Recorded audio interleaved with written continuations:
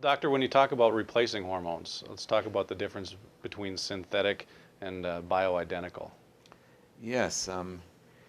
Well, in the history of treating women in menopause, and it goes way, way back, but I'm just going to pick up on the last 50, 60 Mm-hmm. years.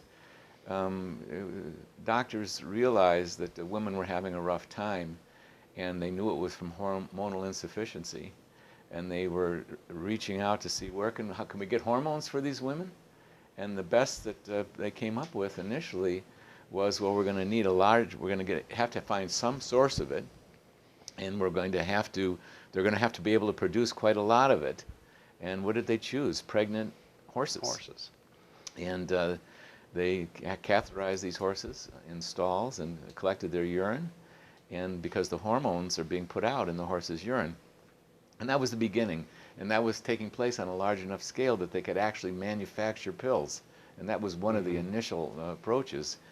And, I was having dinner with a pharmacist friend of mine many, many years ago, and he said, have you ever bit into a capsule of, into a tablet of Premarin? And I went, well, no. I've never seen one, actually. And he was a pharmacist. He said, well, I did once. And did you ever wonder why the capsule was so thick on that? And I said, why the coating was so thick? And I said, no. And he said, because when you bite into it, you smell horse urine, you smell urine, because it's still there.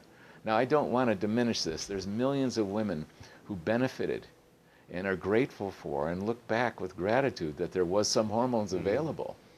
And there was a lot of mistakes made and a lot of overdosing going on, but a lot of women did very, very well.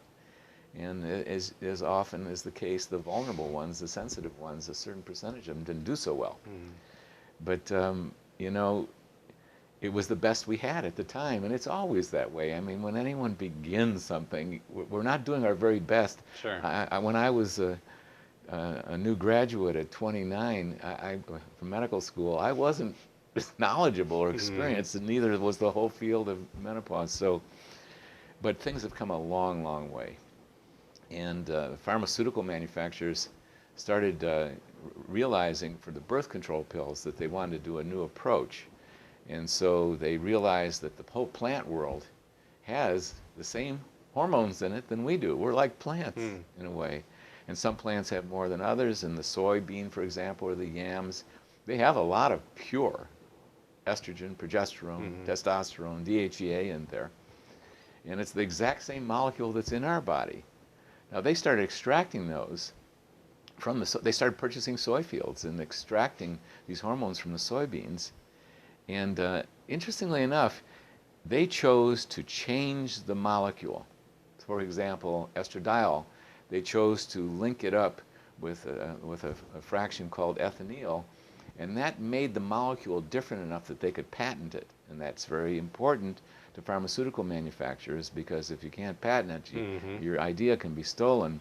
So they altered the molecule. But the interesting thing is the compounding pharmacists, these pharmacists who are sort of old school in a certain way, they like to mix things and gather and make up potions like pharmacists used to do.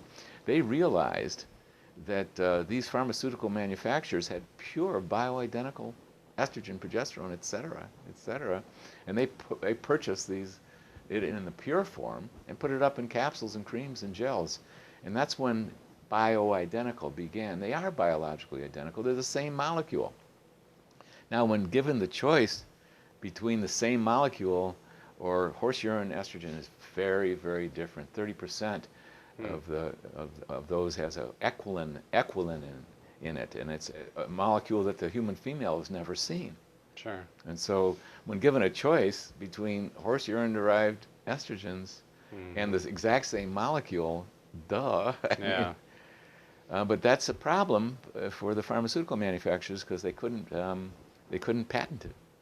Hmm. So they didn't go into that until recently, until 2002, when a medical study blew up on them.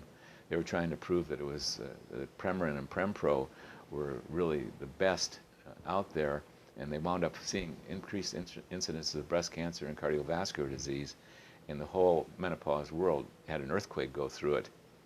And from that point on, they changed their minds, and they got on the bandwagon of bioidenticals, but there's mistakes that they're making, and, I mean, from my vantage point.